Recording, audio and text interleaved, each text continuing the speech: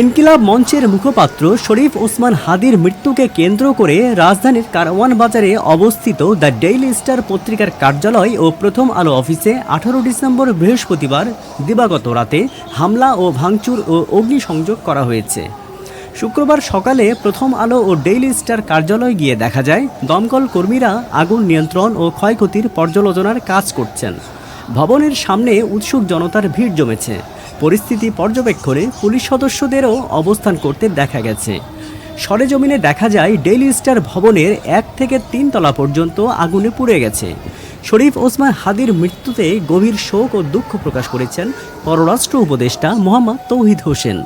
শোক বার্তায় তিনি বলেন, আধিপত্যবাদ ও অন্যায়ের বিরুদ্ধে শরীফ ওসমান হাদির সংগ্রামী ও সাহসী ভূমিকা এদেশের তরুণদের জন্য চিরদিন অনুপ্রেরণা হয়ে থাকবে।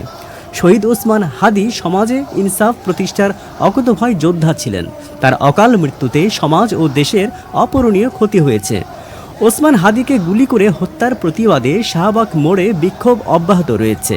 শুক্রবার 19 ডিসেম্বর রাত থেকে শুরু হওয়া বিক্ষোভে সকাল থেকে যোগ দিতে শুরু করেছেন রাজধানীর বিভিন্ন অংশ থেকে আসা মানুষ।